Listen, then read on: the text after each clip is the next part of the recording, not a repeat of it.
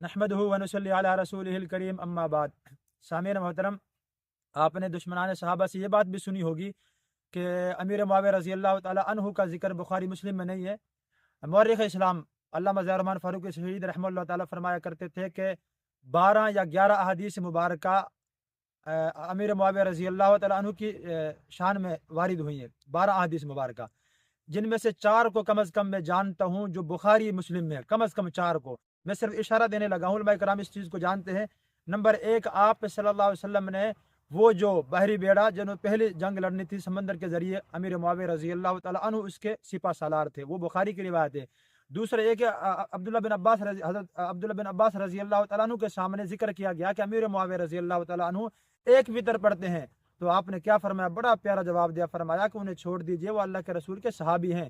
2 جگہ بلکہ یہ روایت آتی ہے، ایک جگہ پہ فرمایا انہ فقیہ، وہ تو فقیہ ہے، وہ خود مجتہد ہے، صحابی کا ذاتی عمل بھی جو ہے کہ وہ حجت ہوتا ہے، اور ایک جگہ پہ فرمایا کہ آپ صلی اللہ علیہ وسلم کے صحابی ہیں۔ 2 روایت یہ ہو گئی۔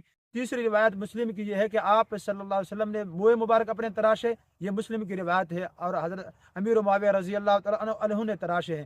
اور چوتھی روایت یہ بھی مسلم شریف کی ہے کہ آپ صلی اللہ علیہ وسلم نے مدینہ میں ایک مسجد تھی، آپ وہاں سے گزر رہے تھے، اس مسجد کا نام ہے مسجد بنی معاویہ، آپ صلی اللہ علیہ وسلم نے اس مسجد کے اندر 2 رکعت نماز پڑھی ہے، اور آپ کی اتباع میں صحابہ کرام نے وہاں پہ 2 رکعت نماز نوافل کی پڑھی ہیں۔ پھر آپ صلی اللہ علیہ وسلم نے وہاں 3 دعائیں مانگی ہیں، 3 دعائیں، یہ مسلم شریف کی روایت ہے مسلمانوں۔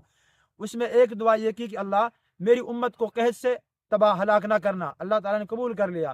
دوسری یہ دعا مانگی، اللہ میری امت کو غرق نہ کرنا، اکٹھا یعنی پانی اور سونامی کے سیلاب سے انہیں ہلاک نہ کرنا، اللہ تعالیٰ نے یہ دعا بھی قبول کر لی۔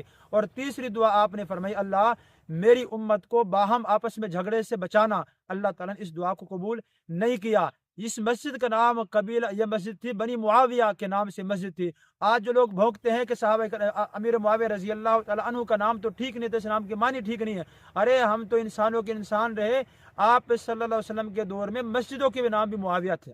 تو آپ مسلمانوں دیکھیں کہ ہمارے ساتھ ہم اسلام دشمنان نے اور صحابہ دشمنان نے کتنا بڑا دھوکہ کیا ہمارے ساتھ، مسلمانوں کو کن چیزوں کی طرف لگا دیا کہ یہ تو نام ہی ٹھیک نہیں ہے، اور فلاں فلاں طرح طرح کے اعتراضات کیے ہیں۔ یہ نام بھی ٹھیک ہے، اور یہ صحابی بھی دیگر صحابہ کرام کی طرح اللہ کے چنے ہوئے ہیں۔ اللہ سے دعا ہے اللہ تمام صحابہ کرام کی عزت کرنے کی توفیق نصیب فرمائے۔